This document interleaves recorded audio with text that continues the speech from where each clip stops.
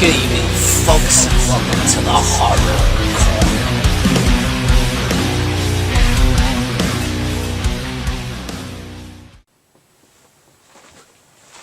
Good evening, folks, and welcome to the Horror Corner.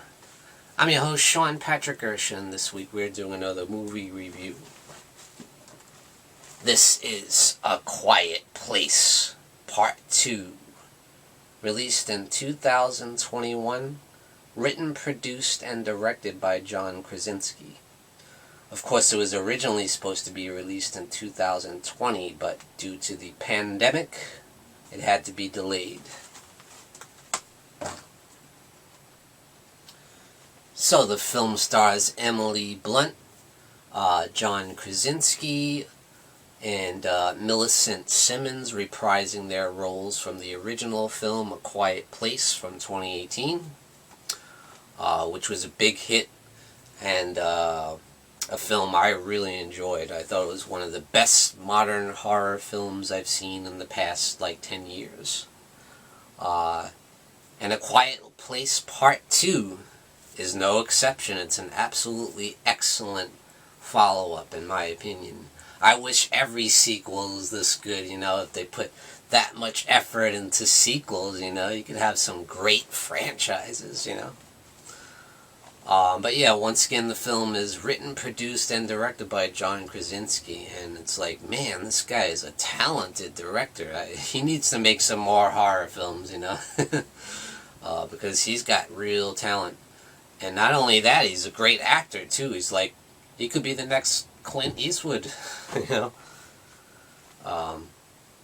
So yeah, the returning cast is fantastic once again. Excellent acting on all fronts, and you got a great addition to the franchise of Cillian Murphy. As we meet him at the beginning of the film. He's kind of a friend of the family, hanging out with them at the kids' Little League game. So yeah. We do get a great flashback scene in the beginning where we kind of find out just a little bit about what happens before the aliens attack, We don't get too much insight into, where they came from or anything like that. But we just get a little bit of a glimpse of, how it all started, And it's a very, very thrilling scene with awesome tension, suspense, really powerful. Once again, the aliens themselves, the creatures, are CGI, obviously. I wish the CGI could have been a little bit better, but, it's pretty similar to what it was in the original film.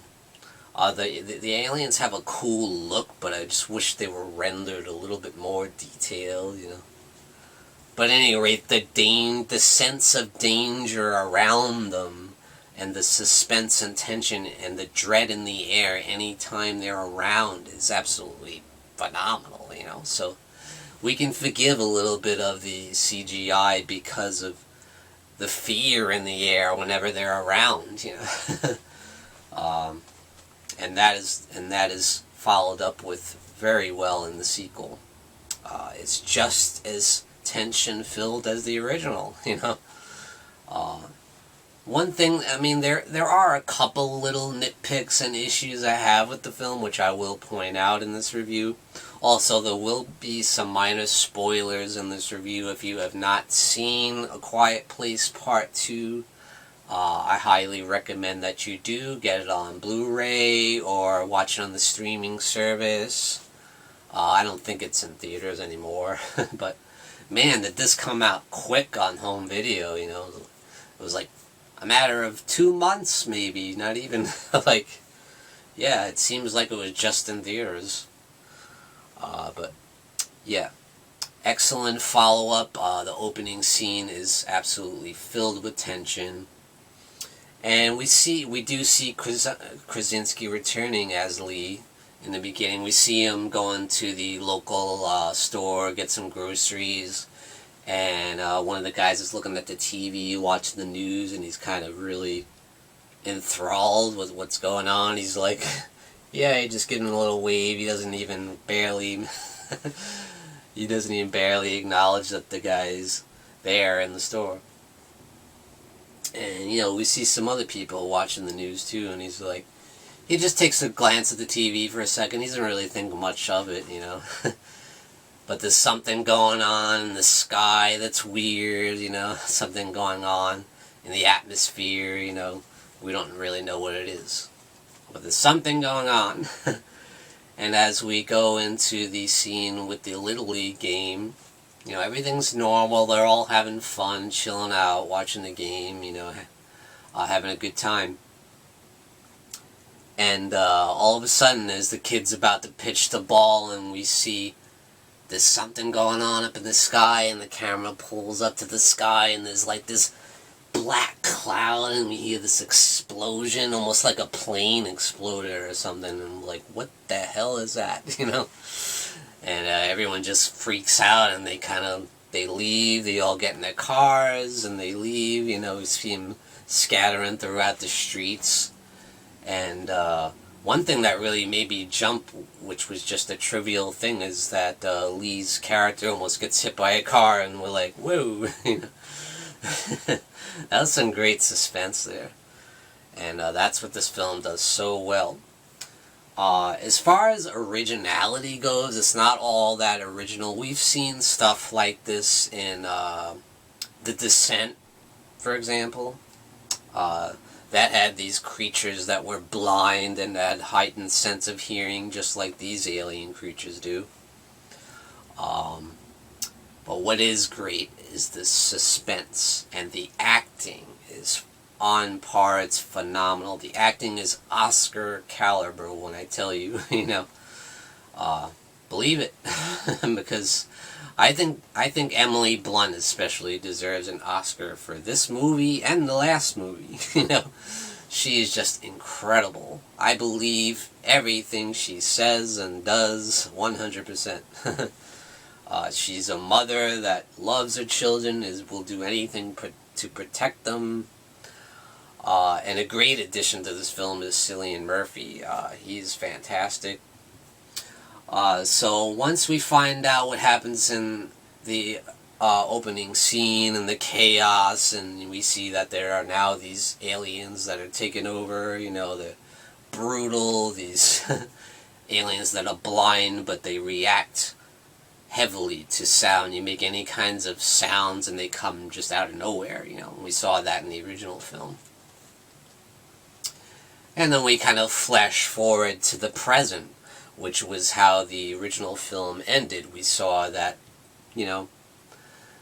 Lee sacrificed himself for his family to save his family.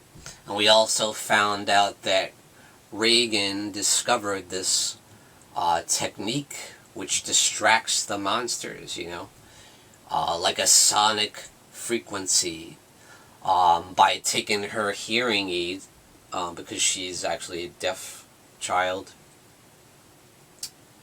She puts the hearing aid up to the microphone and jams it with the radio signal, and it causes this sonic frequency, this loud noise that really messes with the monster. You see their head open like a flower or something, These creatures kind of remind me of the creature in Stranger Things. I don't know what came out first, but how the head kind of opens like a flower or something. It's really weird.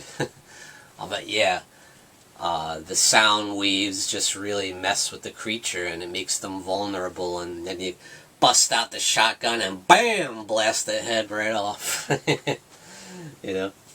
that happens several times throughout the film, So they do have a weakness. But that's about it. That's the only weakness they have, Actually, and it's not the only weakness they have. We do find out later on in the film that they also can't swim. So yeah, couple weaknesses there, but but if you don't have those weapons at your disposal, you are done. Because these monsters are brutal, They will kill on sight immediately, and they are powerful as hell. So what happens is while they're running away from the monsters, they find this kind of abandoned steel mill factory, and they run into Emmett. He's been living there, by himself. And he's a little bit reluctant to help the family, even though he knows them, a little bit.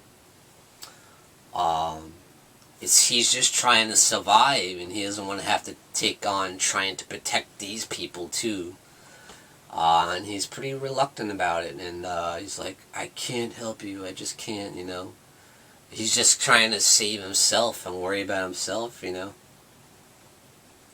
But then Emily Blunt opens the basket that they're carrying, and the baby's in there, and he's like, oh man, that sold it for him, So, like I said, Evelyn's character, will do anything she can to get people to help her family, and she just struck right at the core, right at the heart, and he could not resist, It's like, alright, you got me. So he does help them. And inside the steel mill, it's got this kind of soundproof area, this kind of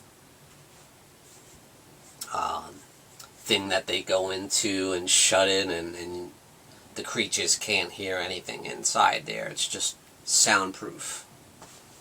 So they can talk to each other about what's going on, what they can do to try and survive.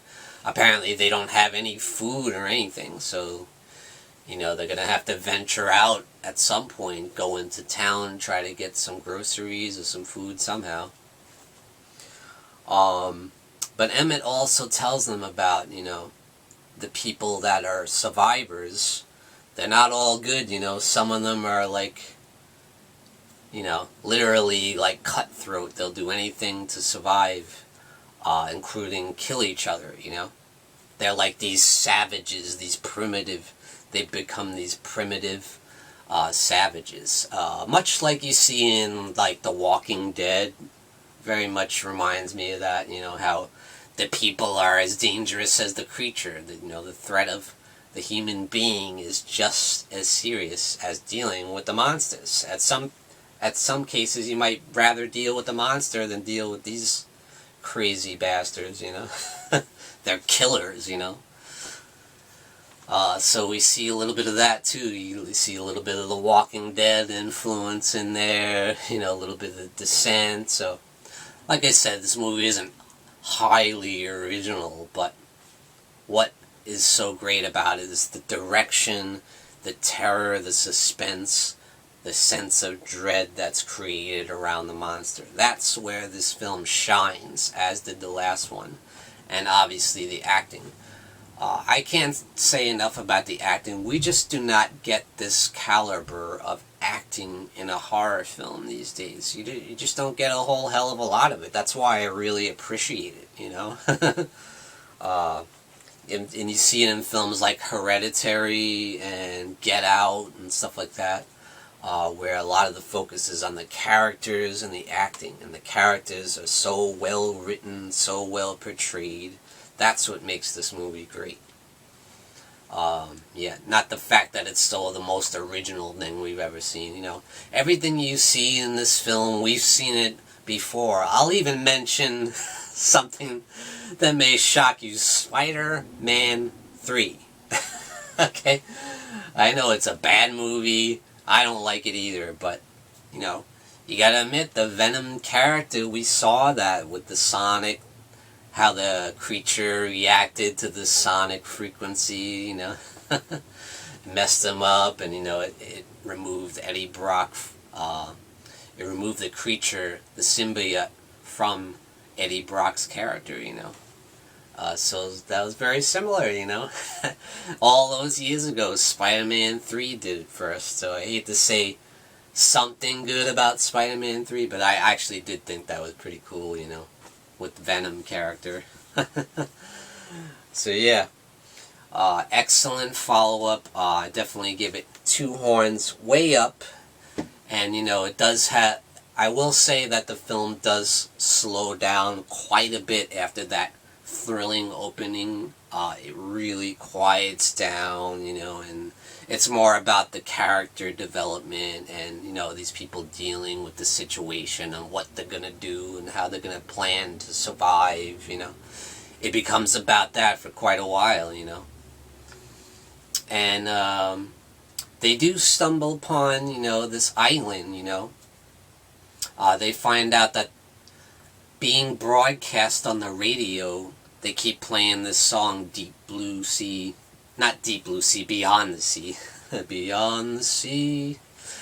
And that becomes a big hint that, someone's playing that for a reason, and they find out, and they track it down that it's coming from this island. The broadcast is coming from this island nearby, and they end up finding a boat, and they row to the island, and, it's kind of this nice community where everyone is kind of living a normal life. It's like a normal town. Once again, we've seen stuff like that on The Walking Dead, so it's not all that original, but it's cool, we meet Djimon Hounsou, who is very, very good, really cool character, Yeah, can't say enough about the cast, absolutely phenomenal. Brilliant direction by John Krasinski, and just an excellent, excellent sequel. This is how a sequel should be made. And that's it. Thank you for joining me, Sean Patrick Urshan, in the Horror Corner. Tune in and stay scared.